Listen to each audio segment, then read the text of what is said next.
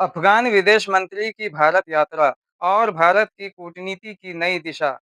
आप देख रहे हैं न्यूज़ वेब इंडिया। अफ़गान विदेश मंत्री आमिर खान मुत्तकी अपनी पूरी टीम के साथ इन दिनों भारत के दौरे पर हैं। ये वही अफ़गानिस्तान है जहां तालिबान ने अमेरिका को अपनी ज़मीन से खदेड़ा और सत्ता संभाली। उसके बाद पूरी दुनिया ने उससे मुंह फेर लिया था। भारत ने भी शुरुआत में दूरी बना ली थी। वहां भारत के दूतावास बंद किए गए थे, रिश्ते ठंडे पड़ गए थे। लेकिन अब भारत का रुख बदल रहा है। यह दौरा बताता है कि भारत अब कूटनीति में भावनाओं नहीं बल्कि हकीकत और देश के हितों के आधार पर फैसले ले रहा है, क्योंकि दुनिया की राजनीति में कोई ना अस्थायी दोस्त होता है ना दुश्मन। जिन्होंने तालिबान को हिंसक, आतंकवादी और अमानवीय कहकर अफगानिस्तान को पूरी तरह ठुकरा दिया था, आज उसी तालिबान सरकार का विदेश मंत्री भारत की धरती पर कदम रख चुका है और उसे राजनयिक प्रोटोकॉल दिया जा रहा है। और यही भारत की असली ताकत है, क्योंकि भारत की विदेश नीति नफरत की राजनीति से नहीं, संवाद और संतुलन की नीति से चलता है। दरअसल भारत चाहता है कि अफगानिस्तान फिर से स्थिर हो जाए, क्योंकि अफगानिस्तान का सीधा असर भारत की सुरक्षा पर पड़ता है। चीन, रूस, ईरान और पाकिस्तान पहले ही तालिबान से संपर्क बना चुके हैं। भारत अब पीछे नहीं रहना चाहता। इसलिए ये मुलाकात सिर्फ शिष्टाचार नहीं बल्कि एक कूटनीतिक कदम है, ताकि अफगानिस्तान में भारत की उपस्थिति और प्रभाव बरकरार रहे। भारत और अफगानिस्तान के बीच व्यापार की बड़ी संभावनाएं हैं। अफगानिस्तान भारत को सूखे मेवे, केसर और फलों का बड़ा निर्यातक देश रहा है, जबकि भारत वहां दवाइयां, कपड़े और अनाज भेजता है।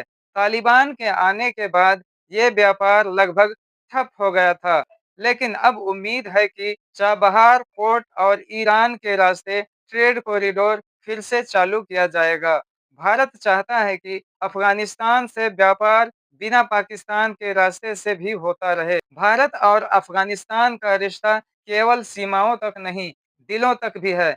गांधार कला से लेकर सूफी परंपरा तक दोनों देशों का इतिहास एक दूसरे से गहराई से जुड़ा हुआ है। तालिबान शासन के बावजूद अफगान जनता आज भी भारत की फिल्में, संगीत और संस्कृति को पसंद करती है और इस दौरे में अफगान विदेश मंत्री दिल्ली, दारुल उलूम देवबंद, हैदराबाद और खास तौर पर आगरा का ताजमहल भी देखने जाएंगे।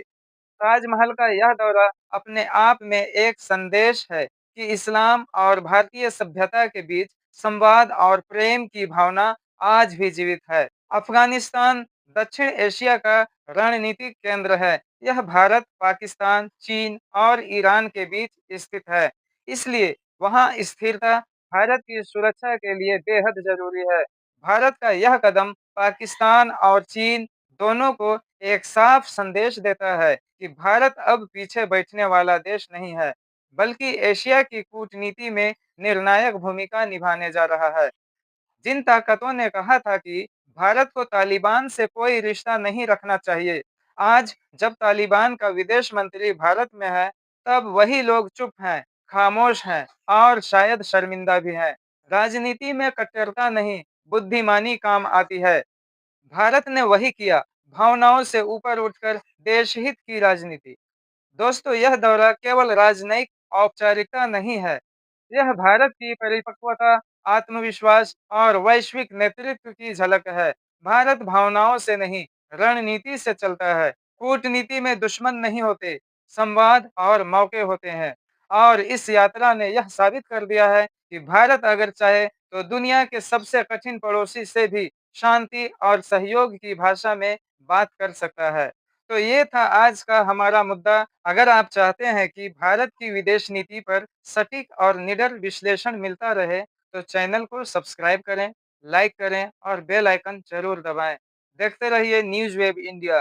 कल फिर मिलेंगे एक नए मुद्दे के साथ। तब तक के लिए धन्यवाद।